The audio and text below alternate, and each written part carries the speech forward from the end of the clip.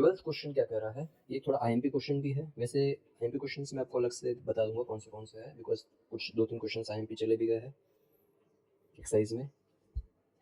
सो पहले 2 एपीज यहाँ पे गिवन है जिसका कॉमन डिफरेंस सेम है, कॉमन डिफरेंस जो है सेम है ऐसा बोला हुआ है। तो चलो अलग अलग एपी लिखेंगे, कॉमन डिफरेंस उनका सेम है ऐसा लिखना पड़ेगा। और बोला है कि difference between their 100 terms is 100 and 1000 terms का डिफरेंस आपको बताना है। चलो देख लेते हैं। पहले यहाँ पे अगर फर्स्ट एपी में लिखूँ, फर्स्ट एपी, ठीक है, ये फर्स्ट एपी अगर हम लिखे तो फर्स्ट एपी में आपको ए कैपिटल ए लिख रहा हूँ, ये फर्स्ट टर्म है आपका। कॉमन डिफरेंस में डी लिख रहा हूँ, ठीक है। चलो अच्छे समझा देते हैं, ये फर्स्ट टर्म में मेंशन कर रहा हूँ। फिर यहाँ पे कॉमन डिफरेंस दोनों में सेम है तो वो मेंशन नहीं कर रहा हूँ, वो मैं इसमें डी ही लिखूंगा, ठीक है। और आपको ए एन आपको फाइंड करना है तो ये कैपिटल ए एन हो जाएगा। अब यहाँ पे सेकेंड एपी अगर हम लिखें तो सेकेंड एपी के अंदर स्मॉल ए है वो आपका फर्स्ट टर्म हो जाएगा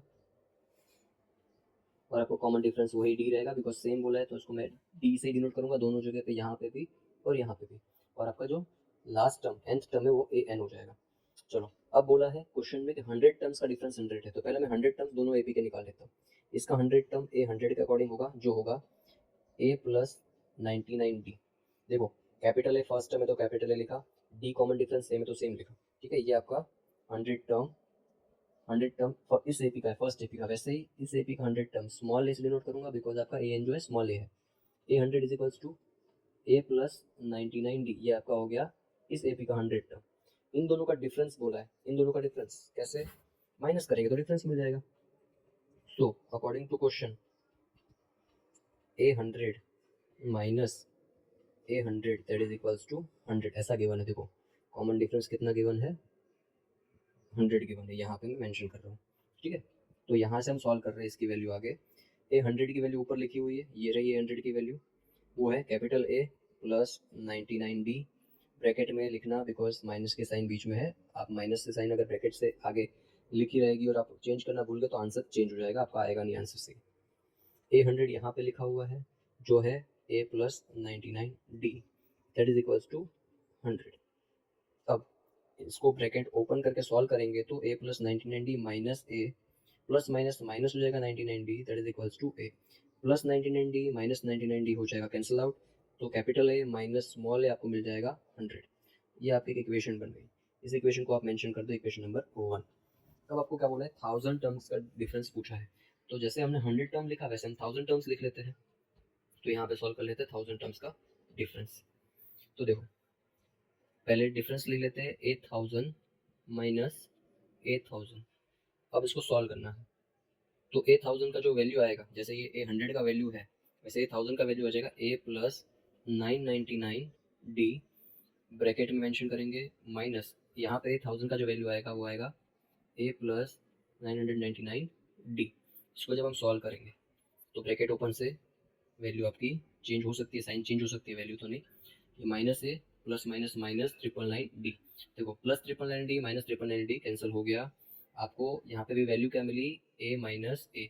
अब ए माइनस ए आपको पता है कितना है, ए माइनस ए 100, तो इसका भी आंसर कितना आया 100। यहाँ लिख देंगे, कहाँ से हमने लिखा ये भाई, तो फ्रॉम इक्वेशन 1 से हमने ये लिखा है।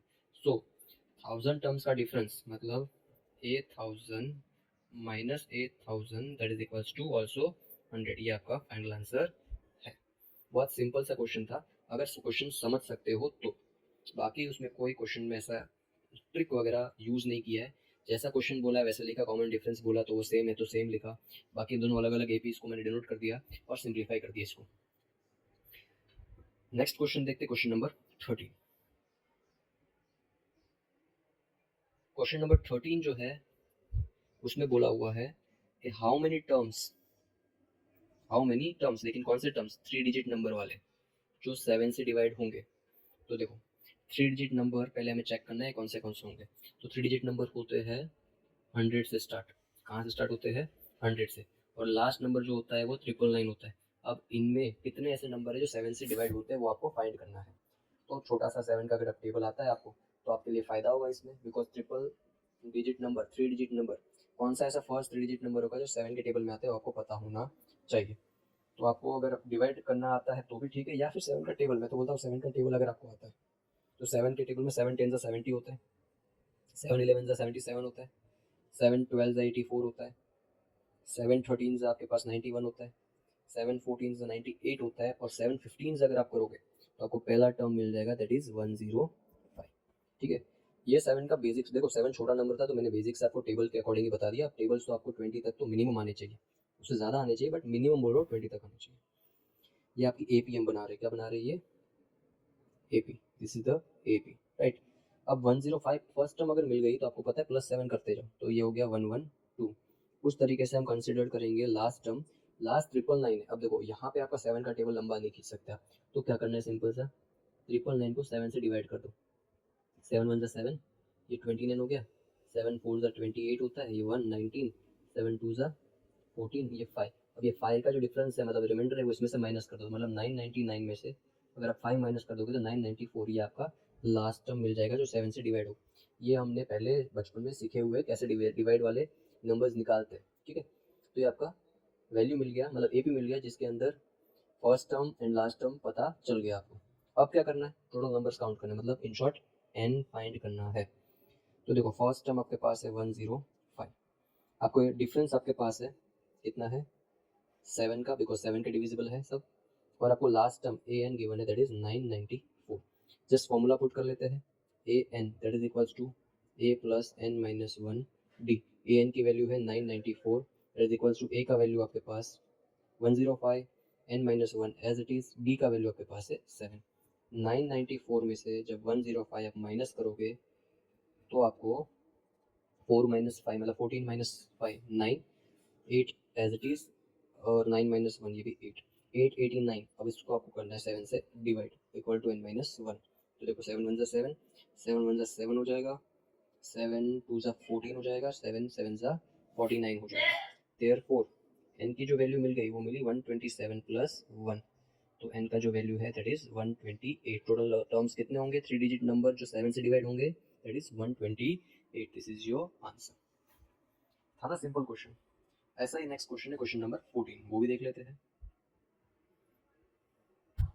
क्वेश्चन 14 क्या कहता है, मल्टीपल्स ऑफ 4 बताने हैं जो 10 एंड 250 के बीच में लाई करते हो, और कितने टोटल मल्टीपल्स है वो बताना है। तो देखो पहले AP बनाएंगे, क्या बनाएंगे पहले AP में पहला टर्म कौन सा होगा, तो आपको 4 का टेबल तो आता है, 4 के टेबल में 10 तो आएगा नहीं, 10 के बाद कौन सा पहला नंबर जो 4 के टेबल में आएगा, दैट इज 12, 3 4 12। अब 250 भी चेक कर लो, 4 के टेबल में आता है, जब आप डिवाइड करोगे तो 6 24, 10 आ गया, मतलब 2 8, 2 बच रहा है, मतलब इसमें से माइनस कर दो 2, तो आपको मिल जाएगा 248। 2 को माइनस करना है जैसे हमने इसके पहले वाले क्वेश्चन में किया, रिमाइंडर जो आया वो माइनस कर देंगे। सो 12 is the first term, 16 second term होगा, बिकॉज मल्टीपल ऑफ 4 है, मतलब 4 आपका D हो जाएगा, common difference. And last term आपको पता चल गया, दैट इज 248। फर्स्ट टर्म लिख दो 12, कॉमन डिफरेंस लिख दो 4, मल्टीपल ऑफ 4 है इसलिए, और AN लास्ट टर्म आपको पता है 248। वैसा ही फॉर्मूला जो हमने यूज़ बार बार किया है, AN is equals to A plus n minus 1 D। AN की value 248, right, that is equals to A आपके पास है 12, n माइनस 1, D का वैल्यू आपके पास है 4। चलो 248 में से 12 कर देंगे minus, that is equals to n minus 1, 4 as it is. इसको जब माइनस करेंगे तो आएगा 236, इसको कर देंगे 4 से divide, that is equals to n minus 1, 4 1 4, 4 के टेबल में 5 23 आता है, सॉरी 20 आता है, 3 36, 4 9 36, देयरफॉर n का वैल्यू कितना आ गया 60, प्लस 1 भी मैंने डायरेक्ट कर लिया, और ये फाइनल आंसर आपको मिल गया। टोटल कितने टर्म्स होंगे 10 से 250 तक, उसके बीच में जो मल्टीपल ऑफ 4 होंगे वो होंगे 60 टर्म्स। कितने होंगे 60, this is the answer. Question number 13 and question number 14 दोनों सिमिलर क्वेश्चन से, एक ही पैटर्न से हमने क्वेश्चन सॉल्व किए हैं, तो दोनों में से एक आने का चांसेस रहता है हमेशा एग्जाम में। चलो नेक्स्ट क्वेश्चन, क्वेश्चन नंबर 15 तो देख लेते हैं क्या है। क्वेश्चन नंबर 15 बोल रहा है कि for what value of n, n का ऐसा कौन सा वैल्यू है जहाँ पे nth term of N of 2 APs, अच्छा 2 APs गिवन है, यहाँ पे एक AP गिवन है और एक AP ये गिवन है, वो इक्वल होना चाहिए। देखो ये क्वेश्चन समझना है अच्छे से, 2 AP गिवन है, तो यहाँ पे मैं फर्स्ट लिख रहा हूँ, ये फर्स्ट AP को डिनोट कर रहा है, जिसमें आपका A का वैल्यू है 63, कॉमन डिफरेंस आपको इसमें गिवन है 65 माइनस 3 मतलब 2, लास्ट टर्म नहीं गिवन है, ठीक है। ये आपके फर्स्ट टर्म की फर्स्ट एपी की इन्फॉर्मेशन है। वैसे इस साइड में लिख लेता हूँ सेकंड एपी की इन्फॉर्मेशन, जो आपको गिवन है ए का वैल्यू 3 और डी का वैल्यू इसमें है 7। अब देखो आपको दोनों टर्म्स मतलब फर्स्ट टर्म मिल के दोनों एपी में और कॉमन डिफरेंस दोनों एपी में आपको मिल गया। आपको बोला है कि ये दो एपी गिवन है, दोनों एपी में कौन से नंबर पे जाएंगे जहां दोनों एपी के उस नंबर पे दोनों वैल्यूज इक्वल होगी, मतलब एन की दोनों वैल्यू कैसी होगी, इक्वल। इन शॉर्ट कहना क्या चाहते हैं वो लोग कि भाई यहाँ का ए एन जो होगा और यहाँ का ए एन जो होगा वो दोनों कैसा होगा, इक्वल होगा। एक सेकेंड रुकिए रुकिए, पहले यहाँ पे थोड़ा अपन चेंज कर लेते हैं, इसको हम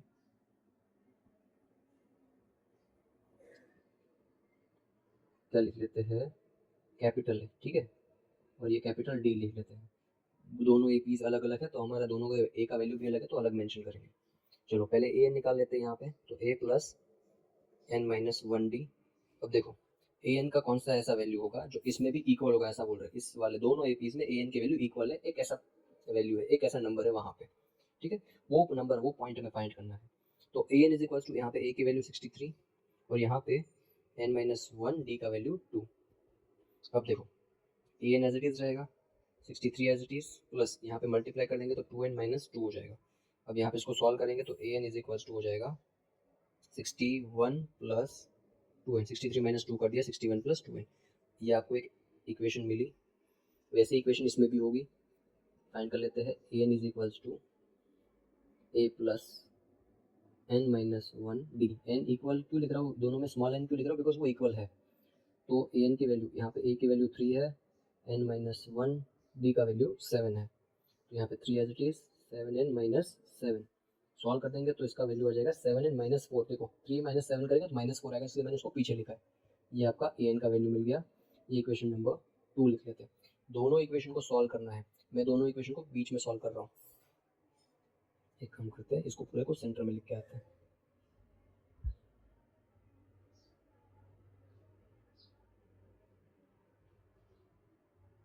ठीक है। चलो चलो यहाँ पे अभी हम फाइंड कर लेते हैं इसका कि भाई दोनों क्वेश्चन मतलब दोनों ए पीज में एन अगर इक्वल है तो हमारा वो एन क्या है वो बताना है। According to question A N that is equals to A N, therefore दोनों ए पीज के ए एन लिख लेते हैं 61 प्लस 2n और यहाँ पे लिख लेते हैं 7n। चलो इसको एक काम करते हैं, इसको इसी के अकॉर्डिंग लिखते हैं जैसे मैंने जो यूज़ किया है वैसे ही। देखो ए एन का यहाँ पे वैल्यू है 61 plus 2n that is equals to यहाँ पे जो वैल्यू है वो है 7n minus 4n।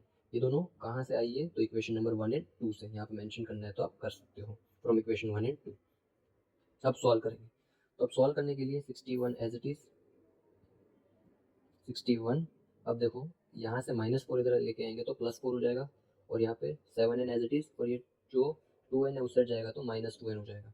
Therefore 61 plus 4 65 that is equals to यहाँ 7n minus 2n that is 5n। 65 upon 5 कर देंगे that is equals to n, तो आपका n का वैल्यू मिल गया 13, तो n is equals to 13 here. यहाँ पे प्लस 1 नहीं करना बिकॉज यहाँ प्लस 1 कहीं पे है नहीं, ठीक है। तो n की 13th वैल्यू मतलब n 13 पे फर्स्ट एपी और सेकंड एपी दोनों की वैल्यूज कैसी रहेगी, इक्वल रहेगी। चाहो तो ये 13 की वैल्यू इसमें और इसमें पुट करके चेक कर सकते हो, दोनों का आंसर सेम आएगा, ठीक है। लेकिन आपको यहाँ बोला नहीं है, सिर्फ पूछा है कि कौन सा n का ऐसा वैल्यू है जहाँ पे दोनों एपीज के वो नंबर इक्वल होंगे, तो आपको बताना है 13th प्लेस पे वो दोनों नंबर इक्वल होंगे। This is your answer. Okay, let's see the question number 16। Question number 16 says that determine an AP. अच्छा एक एपी डिटरमाइन करनी है जिसका थर्ड टर्म गिवन है। अच्छा चलो पहले थर्ड टर्म लिख लेते हैं, गिवन है तो a3 that is equals to 16 and seventh term exceeds the fifth term by 12। अच्छा सेवंथ टर्म फिफ्थ टर्म से 12 ज़्यादा है, तो यहाँ पे लिख लेते हैं a7 is equals to a5 plus 12। चलो अभी यहाँ पे इसकी इक्वेशन बना लेते हैं, a3 that is equals to a plus 2d। a3 की वैल्यू आपके पास 16 is equals to a plus 2d। चलो इसको हम पुट कर देते हैं और साइड में रख लेते हैं। यहाँ पे इसकी इक्वेशन बना लेते हैं, तो यहाँ पे a7 उसका वैल्यू होगा a प्लस 60, a5 उसका वैल्यू होगा a प्लस 4d देखो इसको यहाँ पुट किया मैंने, इसको यहाँ पुट किया, ठीक है, प्लस 12, ए से ए कैंसिल आउट हो जाएंगे, 6d minus 4d that is equals to 12। देखो 60 माइनस 4d करेंगे तो आपको वैल्यू मिलेगा 2d इज इक्वल्स टू 12, 2 1 जा 2 6 जा, तो d का वैल्यू आपके पास है 6। इस d को इसमें पुट कर देते हैं तो आपको मिल जाएगा a का value, therefore 16 is equals to, अच्छा एक काम करते हैं, थोड़ा अच्छे से लिख लेते हैं ना, इसको मैंने इक्वेशन नंबर 1 नाम दे दिया। अब हम यहाँ पे थोड़ा मेंशन कर देते हैं, put d is equals to 6 in equation 1, therefore 16 is equals to a plus 2d, therefore 16 as it is, a as it is 2, d का वैल्यू है 6, उसको मल्टीप्लाई करके इधर लेके आएंगे तो माइनस हो जाएगा, इक्वल टू a, तो आपका a का वैल्यू आ गया 4, so a is equals to 4, d is equals to 6। आपको AP बतानी है तो यहाँ पे AP बना लेते हैं, है ना। सो AP क्या बनेगी, फर्स्ट टर्म आपका है 4, उसके बाद आपका जंप है 6 का तो आगे सेकंड टर्म 10, फिर 6 का जंप तो आगे 16, फिर 6 का जंप तो आगे 22। इस तरीके से आपकी क्या बन गई, AP बन गई। This is your answer. चलो बहुत इजी क्वेश्चन था ये। अब देखते हैं question number 17। Question number 17, find the 20th term, लेकिन यहाँ पे एक इम्पॉर्टेंट पॉइंट है जो ये पॉइंट है, ठीक है, फ्रॉम द लास्ट, है ना, बहुत इंपॉर्टेंट है, last term of an AP, और AP आपको गिवन है। तो देखो पहले जो AP गिवन है वो AP लिख लेते हैं। AP गिवन है आपको 3, 8, 13 एंड वैसे ही लास्ट टर्म है 253। अब क्या करते हैं हम, यहाँ पे इस AP को रिवर्स कर देते हैं। अब देखो रिवर्स करो या दूसरा मेथड है कि पूरा थोड़ा लंबा जाओ और फिर इसको सॉल्व करो। मैं रिवर्स इसलिए बोल रहा हूँ कि बिकॉज आपको 20th टर्म लेकिन लास्ट से 20th टर्म निकालना है, मतलब आपको पीछे से काउंट करके 20th टर्म फाइंड करना है। AP को जो ये टर्म है आपको इसको फर्स्ट काउंट करेंगे, फिर इसके बाजू में सेकंड, फिर थर्ड, फिर फोर्थ, फिफ्थ, इस तरीके से आपको चलना रहेगा। तो मैं क्या करता हूँ, रिवर्स कर देता हूँ, है ना, reverse AP, therefore AP reverse करने पे क्या हो जाएगा, आपकी जो AP आएगी वो बन जाएगी 253।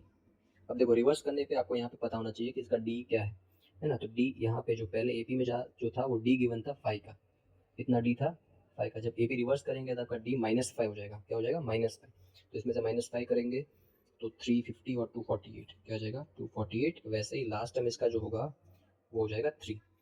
अब यहाँ लिख लेते हैं इसका जो D है वो है -5, मैंने इतना चीज़ लिखा। अब आपको जो रिवर्स AP है इस वाले मेथड से, रिवर्स AP से, इससे क्या करना है, 20th टर्म निकाल लेना है। अब यहाँ पे कोई लास्ट वास्ट का सीन नहीं है, डायरेक्ट 20th टर्म यहाँ से काउंट करके निकाल लो, जो है A20 that is equals to A plus 19D, therefore A20 as it is, A की वैल्यू आपके पास है 253, यहाँ मेंशन कर देना A का वैल्यू भी कितना है 253, ठीक है, plus 19 as it is, D का वैल्यू यहाँ पे है -5, 253 एज इट इज। देखो ये -5 मल्टीप्लाई करेंगे 19 से तो आंसर 19 में आएगा, सॉरी माइनस में आएगा और आंसर आएगा -95। अच्छे से लिख लेते हैं -95। इसको हम सॉल्व करेंगे तो 253 -95, 13 - 5 8, 5 माइनस मतलब 14 - 5, ये 1, तो आपका जो A20 मिला that is equals to 158। But अभी लिखेंगे कैसे, सो क्वेश्चन के अकॉर्डिंग हमें लिखना है। क्वेश्चन के अकॉर्डिंग कैसे, 20th टर्म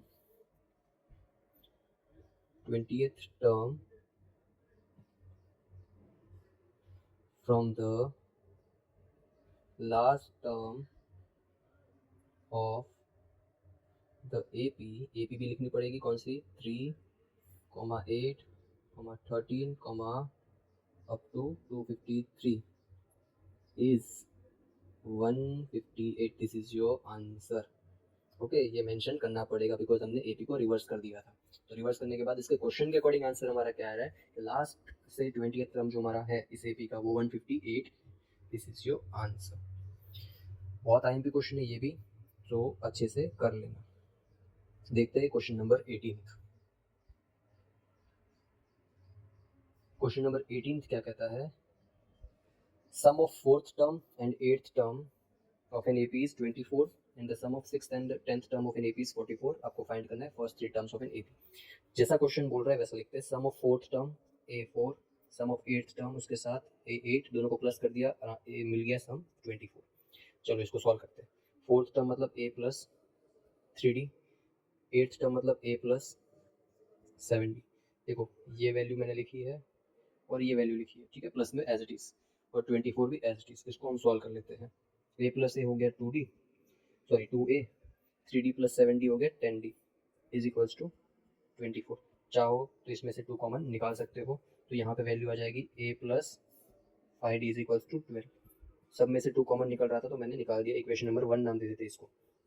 सेकेंड इक्वेशन लिख लेते हैं, sum of sixth term A6 plus 10th term is equals to 44। चलो सिक्स टर्म की value A plus 5D plus 10th term का value A plus 9D that is equals to 44। लिख लेते हैं इसका एक वैल्यू सॉल्व करने पे, A plus A 2A, 5 plus 9 तो हो जाएगा 14D इज इक्वल्स टू 44। इसमें भी चाहो तो 2 कॉमन निकाल सकते हो, तो वैल्यू आ जाएगी A plus 7D equal to 22। इसको लिख लेते हैं इक्वेशन नंबर 2। दोनों इक्वेशन को सॉल्व कर लेते हैं। तो सॉल्व इक्वेशन 1 एंड इक्वेशन 2। तो इक्वेशन 1 आपकी है A plus 5D is equals to 12, equation 2 है A plus 7D that is equals to 22। सब में साइन चेंज, ये हो गया कैंसिल आउट।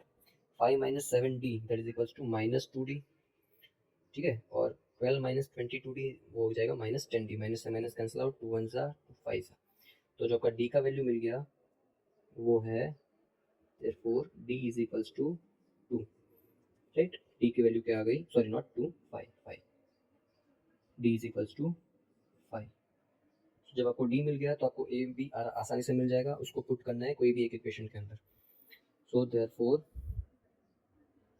अच्छा चलो इक्वेशन वाली एक लाइन लिख लेते हैं, put D is equals to 5 in equation 1, therefore A plus 5D that is equals to 12। तो A का वैल्यू क्या है आपके पास नहीं पता, D का वैल्यू आपके पास है 5 that is equals to 12। Solve कर देते हैं इसको, 5 5 से 25 is equals to 12। तो A का वैल्यू आपको मिल गया 12 माइनस 25, मतलब आ गया 23, सॉरी नॉट 23, 13, लेकिन माइनस का है ना, बिकॉज माइनस साइन बड़ी है। तो A की वैल्यू माइनस 13 आ गई। आपको फर्स्ट 3 टर्म्स बताने थे, तो फर्स्ट 3 टर्म्स तो A मिल गया, A2 आपको पता है क्या होगा, माइनस 13 प्लस 5 कर देंगे, तो माइनस 13 प्लस 5 किया तो 13 3 10, 10 माइनस 2 8, लेकिन माइनस का है ना, माइनस का साइन बड़ी है। तो A2 आपको मिल गया माइनस 8। वैसे आपको A3 बताना है, A3 that is equals to minus 8 plus 5, ये हो जाएगा माइनस 3। चलो 3 टर्म्स आपको बताने थे, फर्स्ट सेकंड एंड थर्ड तीनों टर्म्स आपने बता दिए। This is the solution of question number 18। Check कर लेना आंसर्स, आप चेक साथ साथ में करते जाना जब भी सॉल्व करते हो, और मीनवाइल साथ में इसको प्रॉपर तरीके से लिखते भी जाना आपके नोटबुक के अंदर। Let's say question number 19। Question number 19 says that Subba Rao started work in 1995 at an annual salary of 5,000 and received an increment of 200 rupees each year. कौन से साल में, in which year did his income reach to 7,000? अच्छा भाई, सुबह राव ने, यहाँ लिख लेते हैं 1995 से जॉब स्टार्ट की और सैलरी थी तब 5,000 रुपीज़, ठीक है, कितनी सैलरी थी, रुपीज़ 5,000। अब रुपीज़ 7,000 पे वो कब पहुँचेंगे वो आपको बताना है, ये आपको बताना है। Every month, sorry every year 200 rupees का इंक्रीमेंट हो रहा है। तो चलो पहले अपन देख लेते हैं कि फर्स्ट टर्म इसमें क्या बनता है, AP बनानी पड़ेगी। तो AP that is equals to 5,000, हर साल 200 रुपये बढ़ रहे हैं, तो 5,200 नेक्स्ट ईयर के लिए होगी, फिर 5,400 होगा। ये समझाने के लिए बहुत सारे टर्म्स की ज़रूरत है नहीं, और लास्ट टर्म आपका बोला है कि 7,000 तक उसकी सैलरी हो जाती है। तो ये 7,000 कब हो रही है वही हमें फाइंड करना है। चलो मेंशन करते हैं यहाँ पे साथ साथ में कि भाई ये जो सैलरी है 2000 नहीं 1995 में थी, ये सैलरी 1996 में होगी, वैसे ये 1997 में होगी, तो ये कौन से साल में सैलरी हो पहुँचेगी, ये 7000 वाली वो बतानी है आपको। ठीक है, ये समझाने के लिए है, जो मैंने पिंक में लिखा है वो आपको लिखना नहीं है, सिर्फ एक्सप्लेनेशन है। यहाँ पे पहले लिख लेते हैं इसका फर्स्ट टर्म, तो ए आपको जो है यहाँ पे 5000 है, यहाँ पे कॉमन डिफरेंस पता है 200 रुपये इंक्रीमेंट हो रहे हैं, और आपको ए एन की वैल्यू यहाँ पे है 7000। ठीक है, वैल्यूज पुट कर लेते हैं ए एन में, A N is equals to formula है A plus N minus one D, A N की जगह 7000 इज इक्वल्स टू ए का value 5000 plus N minus one, D का वैल्यू है 200। जब इसको माइनस करेंगे 5000 को इधर, तो ये हो जाएगा 2000, राइट। नेक्स्ट स्टेप में लिखते हैं 7000 माइनस 5000 विल बी 2000, 200 को इसको डिवाइड में भेज देंगे, is equals to N minus one, 2 0 cut, ये 1 सा ये 10 सा, तो n की वैल्यू हमारी कितनी आ जाएगी 11, 10 प्लस 1, मतलब 11 साल बाद, 11 साल 11th ईयर में ये सैलरी 7000 पहुंच जाएगी। कैसे करेंगे, तो यहाँ पे सॉल्व कर लेते हैं इसको।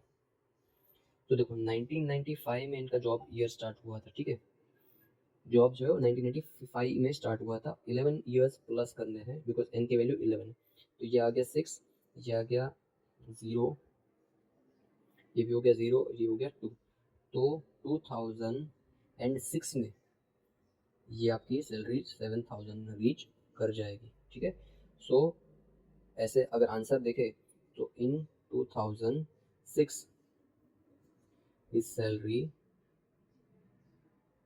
will reach ₹7000, ये लिख सकते हो आप। ठीक है, दिस इज द आंसर। चलो last question of this exercise, question number 20, जैसा 19 था वैसा ही 20 है, सिमिलर क्वेश्चन है, देख लेते हैं 20th क्वेश्चन। क्वेश्चन नंबर 20 क्या कहता है, Ramkali saved 5 rupees in the first week of the year and then increased her weekly saving by rupees 1.75. If in the nth week her weekly saving becomes 20.75, find n। अच्छा, जैसा question इसके पहले वाले था वैसा ही है कि भाई वो 5 रुपीज से स्टार्ट कर रहा है और वीकली सेविंग कितनी कर रहा है वो। चलो यहाँ पे डायरेक्ट ए पी नहीं, डायरेक्ट वैल्यूज लिखते हैं। ए का वैल्यू 5 है बिकॉज फर्स्ट 5 रुपीज से स्टार्ट कर रहा है, एवरी वीक वो 1.75 रुपीज़ का इंक्रीमेंट ले रहा है, मतलब वो सेविंग बढ़ा रहा है, तो ये आपका डी बन गया कॉमन डिफरेंस। और बोला है कि लास्ट nth वीक में जाके उसकी सेविंग हो जा रही है 20.75, तो ये कितने वीक के बाद होना है, मतलब एन का वैल्यू इसमें भी आपको फाइंड करना है। क्या फाइंड करना है, एन। चलो फॉर्मूला लिख लेते हैं, A N is equals to A plus N minus one D, A N की value 20.75 is equals to A 5 plus N minus one, D का वैल्यू 1.75, देयरफॉर 20.75 में से कर देंगे 5 minus N minus one as it is, 1.75 भी as it is. जब इसको 5 को माइनस करेंगे तो ये हो जाएगा 15.75 और अपॉन कर देंगे 1.75 is equals to N minus one. अब इसमें ही बच्चों को दिक्कत आती है कि सर डिवाइड कैसे करेंगे, तो देखो पॉइंट से पॉइंट कैंसिल आउट हो जाएंगे, तो आपका जो सिंपल डिवीजन बचेगा वो बचेगा 1575, अच्छे से लिख लेते हैं, 1575 divide by 175 is equals to N minus one. अब आपको सिंपल इसको डिवीजन मतलब इसका सिंपल कैलकुलेशन करना है, 5 से आप डिवाइड करो पहले, अगर बड़ा नंबर आता है तो कर सकते हो, बट 5 से तो आप कर ही सकते हो, 5 का टेबल तो आपको आना चाहिए। 5 1 सा 5, 3 सा 15 और 5 सा 25। ठीक है, यहाँ पे भी ऐसे चेक कर लेते हैं, तो 5 3 सा 15 और 7 है तो 5 1 सा 5, 5 5 सा 25। चलो यहाँ पे मैं लिख लेता हूँ वापस से, क्या है number 315 upon 35 is equals to N minus one. देखो 5 के टेबल में 7 सा, 5 के टेबल में आ जाएगा ये 6 एंड 3, 7 1 सा, ये 7 के टेबल में 9 सा, हो गया सिंपल। सो एन का जो वैल्यू है वो 9 plus 1 that is N equal to 10।